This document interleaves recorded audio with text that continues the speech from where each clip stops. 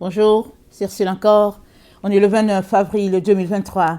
Alors, je viens sonner la trompette aujourd'hui encore et je viens proclamer le retour de notre Seigneur Jésus-Christ. Soyons tous bénis, soyons remplis de sa joie. Amen et alléluia. Alors, je viens apporter un message que le Seigneur m'avait donné hier, parce que hier il m'a donné 2 messages. Et là, j'avais pu juste apporter un seul hier. Et aujourd'hui, j'apporte le second qu'il m'a donné. Alors, il m'avait demandé de parler de la porte ouverte. Amen. Donc, je viens de parler de il y a une porte déjà ouverte. La vois-tu? Amen. Vois-tu la porte que Jésus-Christ garde ouverte pour toi? Nous savons tous qu'il a dit, je suis le chemin, la vérité et la vie. Nous allons lire Apocalypse 3, le verset 7. Écrit à l'ange de l'église de Philadelphie. Voici ce que dit le Saint, le véritable, celui qui a la clé de David. Celui qui ouvre et personne ne fermera. Celui qui ferme et personne n'ouvrira. Je connais tes œuvres. Voici parce que tu as peu de puissance et que tu as gardé ma parole et que tu n'as pas renié mon nom, j'ai mis devant toi une porte ouverte que personne ne peut fermer. Amen. Donc Jésus-Christ nous dit qu'il a mis une porte ouverte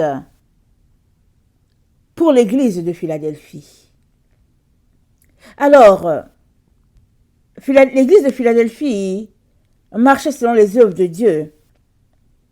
Et puis, c'est une église avec peu de puissance. Mais elle avait une force, c'est qu'elle gardait la parole de Dieu et elle n'a pas renié le nom de Dieu. Alors, renier le nom de Dieu, c'est tout simplement lui tourner le dos. Alors, on peut tourner le dos en disant, je ne suis plus avec Jésus, je suis avec quelqu'un d'autre. Ou bien, on peut lui tourner le dos en disant qu'on est avec lui, mais on pratique une doctrine qui n'est pas la sienne. Alors,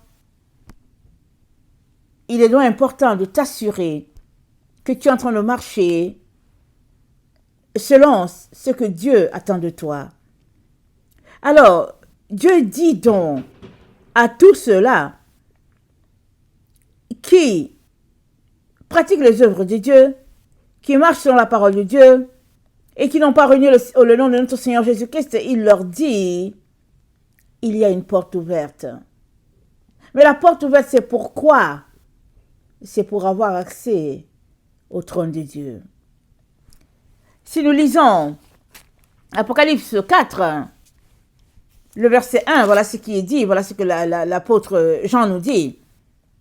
Apocalypse 4. Après cela, je regardais et voici, une porte était ouverte dans le ciel. La première voix que j'avais entendue, comme le son d'une trompette, et qui me parlait dit, monte ici, et je te ferai voir ce qui doit arriver dans la suite.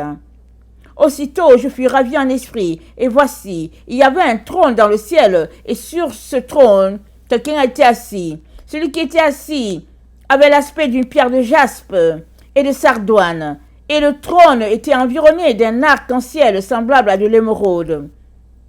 Autour du trône, je vis 24 trônes, et sur ces trônes, 24 vieillards assis, revêtus de vêtements blancs, et sur leur tête, des couronnes d'or. Du trône sortaient des éclairs, des voix, des tonnerres. Devant le trône brûlent 7 lampes ardentes, qui sont les 7 esprits de Dieu. Donc, l'apôtre Jean est en pleine conversation avec l'ange qui est en train de le guider, qui est en train de lui donner des révélations. Et il nous informe, il nous dit, après cela, voici, il y avait une porte ouverte dans le ciel. Alors, le ciel, c'est cette voûte-là qui est opposée à la terre. Parce que les deux ont été séparés. Il y avait les eaux d'en haut et les eaux d'en bas. les eaux d'en haut ont été appelées ciel et ceux d'en bas ont été regroupés. D'un côté, c'était les eaux et de l'autre, c'était la terre. Et ce qui a été appelé ciel, cette voûte-là qui est appelée ciel, qui est l'eau, qui est d'en haut, qui est en haut, c'est là-bas que réside notre Dieu. Il dit, le ciel est mon trône, la terre mon marchepied, quelle maison me bâtirez-vous? Donc Dieu réside dans le ciel. Alors, quand l'apôtre Jean voit une porte ouverte dans le ciel, il est en train de dire que l'accès lui a été donné spirituellement, d'avoir accès au trône, d'avoir accès à la présence de Dieu. Donc ses yeux naturels ont pu voir de l'autre côté un trône. Et il se met à décrire ce qu'il a vu. Et si on lit Ésaïe 6, voilà ce qui se passe. L'année de la mort du roi Osia, je vis le Seigneur assis sur un trône élevé, et les pans de sa robe remplissaient le temple. Des séraphins se tenaient au-dessus de lui. Ils avaient chacun 6 ailes, 2 dont ils se couvraient la face, 2 dont ils se couvraient les pieds, et 2 dont ils se servaient pour voler. Ils criaient l'un à l'autre et disaient, Saint, Saint, Saint est l'Éternel des armées, toute la terre est pleine de sa gloire. Les portes furent ébranlées dans leurs fondements, par la voix qui retentissait, et la maison se remplit de fumée. Alors je dis, malheur à moi, je suis perdu, car je suis un homme dont les lèvres sont impures. J'habite au milieu d'un peuple dont les lèvres sont impures, et mes yeux ont vu le roi, l'Éternel des armées. Amen. Alors, Ésaïe, il est sur la terre, et il est ravi en esprit, et il voit un trône, et il voit quelqu'un qui est assis. Et de sa description, c'est l'Éternel des armées. Il voit les séraphins tout autour. Et il dit quelque chose. Il dit, les portes furent ébranlées dans leurs fondements par la voix qui retentissait, et la maison se remplit de fumée. Alors, c'est quelles portes? Ce sont les portes spirituelles, n'est-ce pas? Le livre d'Enoch nous dit qu'il y a 12 portes. Alors, ce sont les portes que Dieu a prévues. Alors, on n'a pas toutes les connaissances de ces portes-là. Mais, on peut dire avec sûreté, avec assurance, qu'il y a au moins une que le Seigneur Jésus-Christ maintient ouverte. Si nous retournons dans notre texte de Apocalypse 3, il dit, notre Seigneur, voici ce que dit le Saint, le véritable, celui qui a la clé de David, celui qui ouvre et personne ne fermera, celui qui ferme et personne n'ouvrira. Alors, il dit, je connais tes œuvres, voici, parce que tu as peu de puissance, et que tu as gardé ma parole, et que tu n'as pas renié mon nom, j'ai mis devant toi une porte. Mais cette porte, elle est déjà ouverte, que personne ne peut fermer.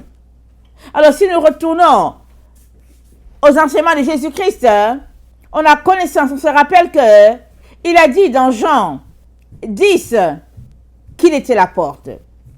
Jésus-Christ est la porte. Amen. Alors, il est la porte des brebis. Il dit personne ne peut entrer si ce n'est par lui. Et il est la porte, il est le Dalet. Dans l'alphabet hébraïque, la 4e lettre, il est Dalet. C'est-à-dire la porte. Mais Jésus-Christ nous dit qu'il y a une porte qu'il garde ouverte. Et cette porte-là, de ce que nous dit notre Seigneur Jésus, il dit, la porte est ouverte, et il dit que lui aussi, il tient les clés de David. C'est-à-dire, Jésus-Christ est en train de nous dire, je suis la porte, amen, et alléluia, mais je tiens aussi les clés de la porte. Amen. Alors, je ne sais pas si je vous ai partagé pendant au moins 2 ans J'ai prié pour demander au Seigneur, Seigneur, mais c'est qui la clé de la porte? Est-ce que tu veux nous expliquer? La clé de la porte, Seigneur, c'est de quoi que tu parles? Parce que tu dis que tu tiens les clés. Tu tiens la clé de David. Voilà, j'ai dit au Seigneur, c'est quoi la clé de David? Alors on sait que David était l'homme selon le cœur de Dieu.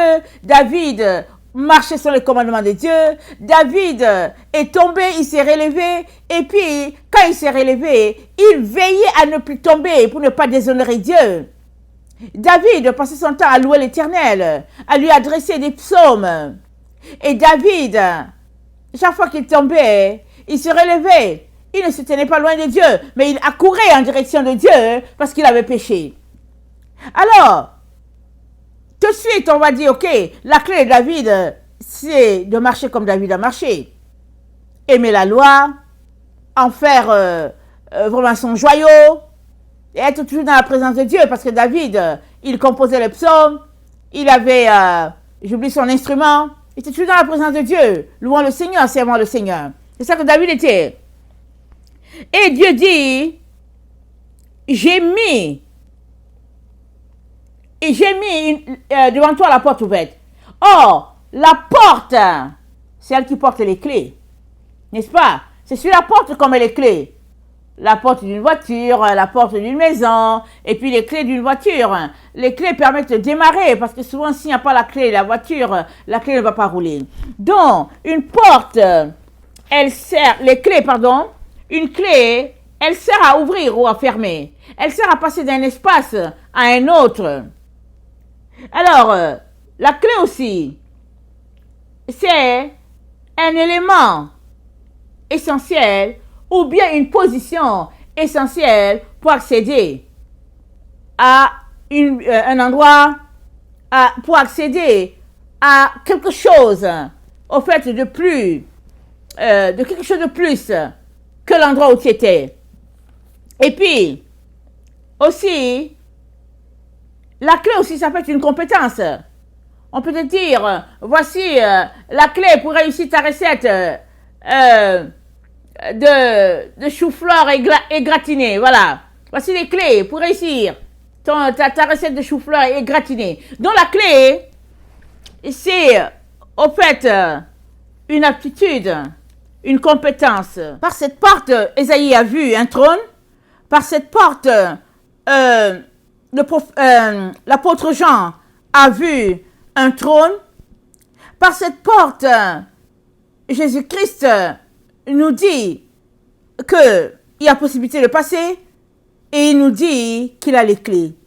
Il a les compétences qui vont nous permettre d'avoir accès à ce qui est de l'autre côté de la porte.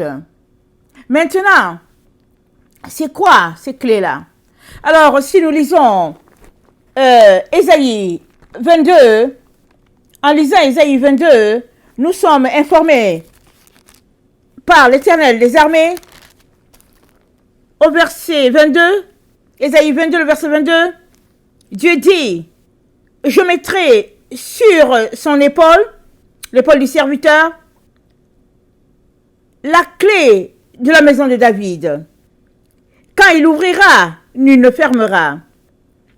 Quand il fermera, nul n'ouvrira. Je l'enfoncerai comme un clou dans un lieu sûr. Et il sera un siège de gloire pour la maison de son Père. Il sera le soutien de toute la gloire de la maison de son Père. Alors, arrêtons-nous juste là. Alors, Jésus-Christ s'est dit, j'ai les clés. Quand j'ouvre, personne ne peut fermer. Et quand je ferme, personne ne peut ouvrir.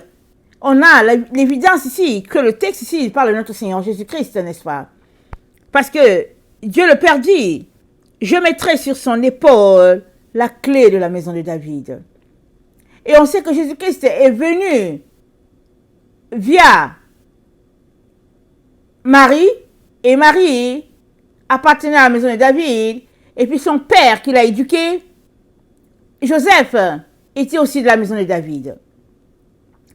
Donc, la maison de David est un élément très important dans l'histoire de la clé. Et dans le psaume, Dieu dit, je pense que c'est le psaume peut-être 88, on va regarder rapidement. Amen. Excusez-moi, c'est le psaume 78. Hein. Voilà ce qui est dit, le verset 65. Le Seigneur s'éveilla comme celui qui a dormi, comme un héros qu'a subjugué le vin. Il frappa ses adversaires en fuite. Il les couvrit d'un opprobre éternel. Cependant, il rejeta la tente de Joseph et il ne choisit point la tribu d'Éphraïm. Il préféra la tribu de Juda, la montagne de Sion qu'il aimait, et il bâtit son sanctuaire comme les lieux élevés, comme la terre qu'il a fondée pour toujours. Il a choisi David son serviteur et il le tira des bergeries. Donc, la clé que Jésus-Christ a en main repose sur la maison de David. Alors, mais qu'est-ce qu'il y a de particulier avec la maison de David? On sait que David chantait tous les psaumes à Dieu. David craignait l'Éternel. David passait le temps à étudier la parole de Dieu. David a conquis plein de territoires pour l'Éternel. Et quand David tombait, il se relevait. On sait tout cela. Mais David faisait cela par quoi? Il faisait tout cela par la puissance du Saint-Esprit. Et le Saint-Esprit ne marche que si on est obéissant à Dieu. Si tu veux avoir l'Esprit de Dieu en toi, il faut bien que tu sois de ceux-là qui marchent dans l'obéissance. C'est-à-dire quoi? C'est-à-dire qu'il faut que tu sois de ceux-là qui craignent l'Éternel. Ça veut dire quoi? Ça veut dire qu'il faudrait que tu sois de ceux-là qui marchent par la sagesse divine. C'est ça que Dieu est en train de dire. Alors Jésus-Christ nous dit qu'il a la clé de David. Ce qui fait que David avait tant d'onction. Ce qui fait que David craignait Dieu. Ce qui fait que David était toujours prospère. Ce qui fait que Dieu a choisi la maison de David. Jésus-Christ dit, j'ai la clé en main. Et cette clé, c'est la sagesse. Alors, si nous lisons le proverbe 7, voilà ce qui est dit dans le proverbe 7. C'est dit, mon fils, retiens mes paroles et garde avec toi mes préceptes. Observe mes préceptes et tu vivras. Garde mes enseignements comme la prunelle de tes yeux. Lis-les sur tes doigts. Écris-les sur les tables de ton cœur. Dis à la sagesse, tu es ma sœur. Et appelle l'intelligence ton ami. Pour qu'elle te préserve de la femme étrangère. De l'étrangère qui emploie des paroles doucereuses. J'étais à la fenêtre de ma maison. Et je regardais à travers mon treillis. J'aperçus parmi les stupides. J'ai remarqué parmi les jeunes gens un garçon dépourvu de sens. Il passait dans la rue, près de l'angle où se tenait une de ces étrangères. Il se dirigeait lentement du côté de sa demeure. C'était au crépuscule, pendant la soirée, au milieu de la nuit et de l'obscurité. Donc, le proverbe 7 nous dit, garde mes enseignements comme la prunelle de tes yeux. Écris-les sur les tables de ton cœur. Dis à la sagesse, tu es ma sœur. Appelle l'intelligence, mon ami. Alors la sagesse, c'est Chokma. Et puis l'intelligence, c'est Bina. Alors les deux sont très importants pour quiconque veut connaître Dieu. Dans le proverbe 3, le verset 13, voilà ce qui est dit encore. C'est dit, heureux l'homme qui a trouvé la sagesse et l'homme qui possède l'intelligence. Ça dit, heureux l'homme qui a trouvé Chokma et celui qui possède Bina. Et c'est dit, car le gain qu'elle procure est préférable à l'argent et le profit qu'on en tire vaut mieux que de l'or. Elle est plus précieuse que les perles. Elle a plus de valeur que tous les objets de prix. Dans sa droite est une longue vie. Dans sa gauche, la richesse et la gloire. Ses voies sont des voies agréables. Tous ses sentiers sont paisibles. Elle est un arbre de vie pour ceux qui la saisissent. Et ceux qui la possèdent sont heureux. C'est par la sagesse que l'Éternel a fondé la terre. C'est par l'intelligence qu'il a affermi les cieux. Donc, la sagesse est un élément très très important pour qui veut marcher avec Dieu. La Bible dit, la crainte de l'Éternel, c'est le commencement. C'est le point du départ de la sagesse.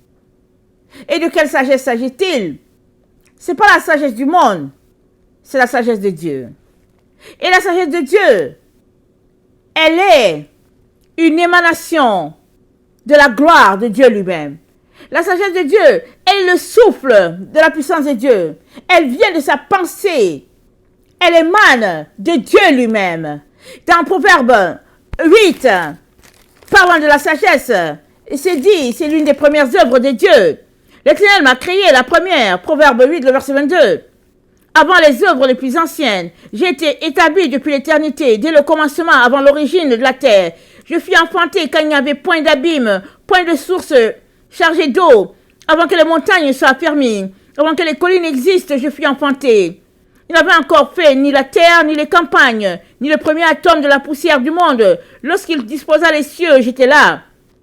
Lorsqu'il traça un cercle à la surface de l'abîme, lorsqu'il fixa les nuages en haut et les sources de l'abîme jaillirent avec force, lorsqu'il donna une limite à la mer pour que les eaux n'en franchissent pas les bords, lorsqu'il posa les fondements de la terre, j'étais à l'œuvre auprès de lui. Je faisais tous les jours ses délices, jouant sans cesse en sa présence. Jouant sur le cercle de la terre et trouvant mon bonheur parmi les fils de l'homme. Et maintenant, mes fils, écoutez-moi. Heureux ceux qui observent mes voies. Écoutez l'instruction pour devenir sage. Ne la rejetez pas. Heureux l'homme qui m'écoute, qui veille chaque jour à mes portes, qui en garde les poteaux. Car celui qui me trouve a trouvé la vie, et il obtient la faveur de l'Éternel. Mais celui qui pêche contre moi nuit à son âme. Tous ceux qui me haïssent aiment la mort. Donc, Jésus-Christ est en train de dire qu'il possède la clé que David avait, et cette clé est trouvée dans la sagesse de Dieu. Alors, la sagesse de Dieu, c'est dit, c'est chokma, l'émanation de la gloire divine, et elle se traduit concrètement, pratico-pratique, dans Bina. C'est-à-dire, la sagesse, c'est un reflet de la gloire de Dieu, une lumière, une idée, une pensée qui te vient de la part de Dieu. Et maintenant, le Seigneur lui-même te donne de transformer cette pensée-là qu'il t'a envoyée, amen, en une action. Et cette action, c'est Bina. C'est comme ça que tu peux marcher devant Dieu. Sinon, tu vas juste marcher sur les voies de ce monde. Et ils ne te donneront pas d'avoir accès à cette porte-là dont Dieu te parle. Dieu est en train de te dire, si tu veux voir la gloire de Dieu, comme le prophète Ésaïe, comme l'apôtre Jean, qui a vu cette porte-là ouverte dans le ciel, Dieu est en train de te dire, tu ne peux pas faire autrement que de passer par la sagesse de Dieu. Et quand Jésus-Christ dit qu'il a en main la clé de David, il est en train de dire que tu peux aussi avoir accès à cette clé-là. Déjà, la porte est ouverte. C'est déjà un atout. Et la porte, c'est Jésus. Jésus-Christ, c'est la porte. Il a déjà dit, je suis la porte. Et il a ouvert cette porte-là. C'est gardé ouvert. Jésus-Christ, c'est cette porte. Amen. Et il a gardé la porte ouverte. Et quand on lit les Écritures, il nous informe que la porte se trouve à l'Orient. En lisant Ézéchiel 43, nous sommes informés qu'il y a une porte qui se trouve à l'Orient. Amen.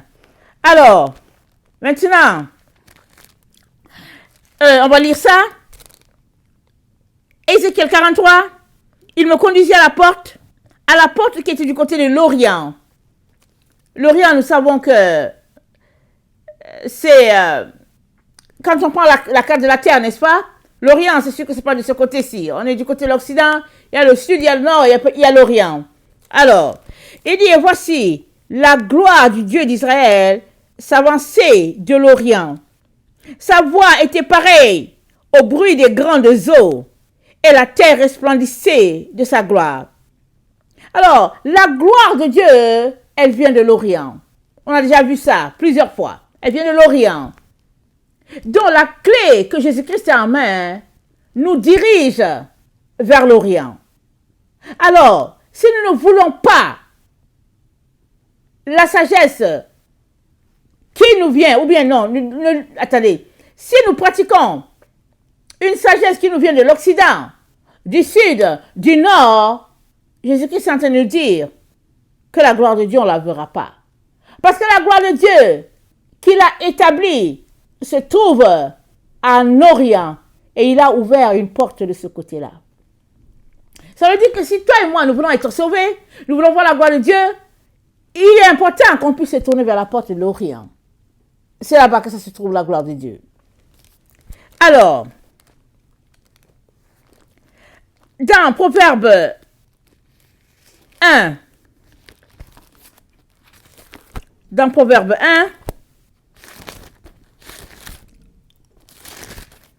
le verset 20, il est dit ceci, la sagesse crie dans les rues, elle élève sa voix dans les places, elle crie à l'entrée des lieux bruyants, aux portes de la ville, elle fait entendre ses paroles. Jusqu'à quand, stupide, aimerez-vous la stupidité?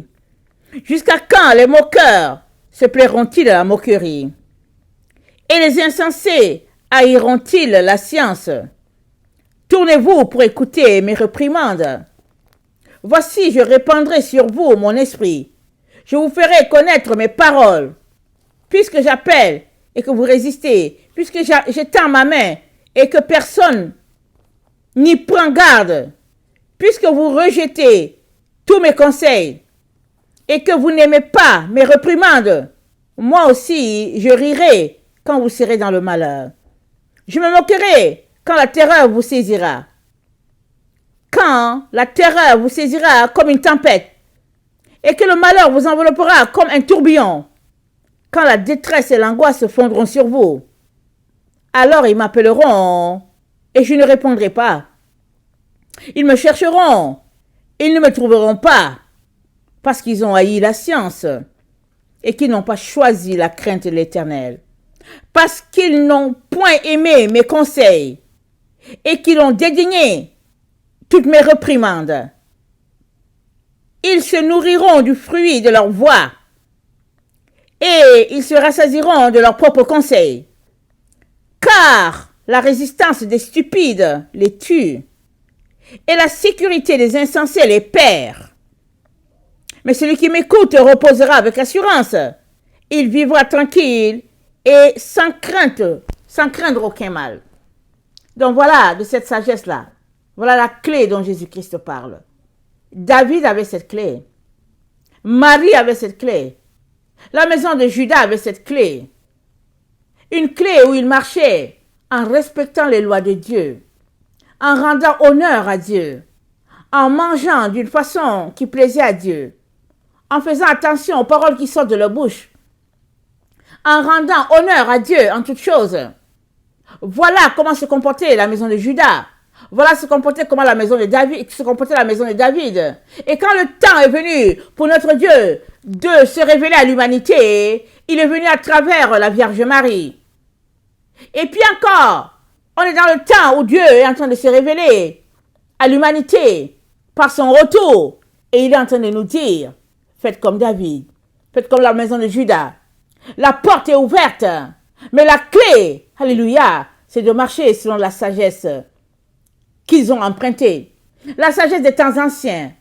La sagesse qui nous donne de marcher selon la sagesse qui est Chokma et l'intelligence qui est Bina. Ces deux éléments qui émanent directement du trône de Dieu sont les idées ou bien les révélations, voilà. Les révélations fraîches qui viennent directement de Dieu. Rapidement comme ça, qui viennent fraîches. Alors, une fois qu'elles émanent de Dieu, il est important de les prendre, de les méditer, d'aller devant Dieu pour savoir qu'est-ce qu'il attend de toi et comment il aimerait que tu fasses la chose. Et c'est comme ça qu'il va diriger tes pas jusqu'à cette porte-là. C'est ça que Jésus-Christ est en train de nous dire. Il est donc très important, mes chers frères et chères sœurs, que nous puissions vérifier à notre niveau pour savoir si nous sommes en train de suivre son conseil.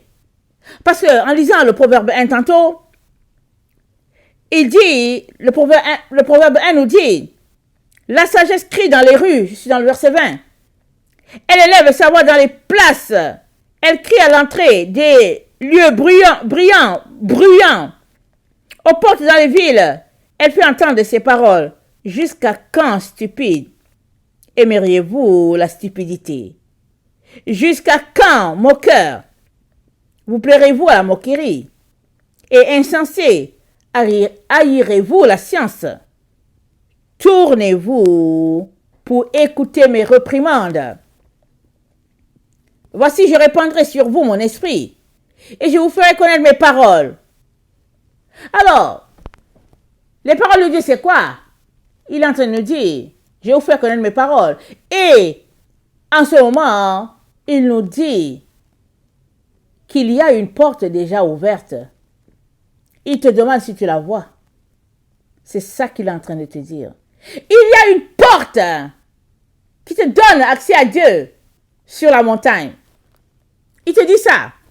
Mais est-ce que tu vois la porte?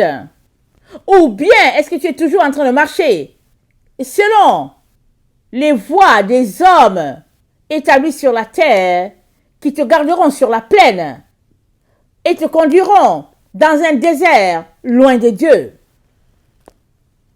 dans une sécheresse terrible, parce que seuls ceux-là qui vont passer par cette porte-là auront accès à de l'eau, à de la nourriture, seront rafraîchis, auront la gloire de Dieu, seuls ceux-là.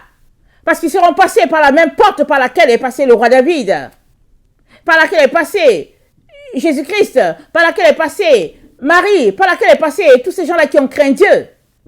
Élie, et puis Moïse, tous ces gens-là qui ont craint Dieu, ils sont passés par cette porte-là. Et c'est de ça que Dieu est en train de parler.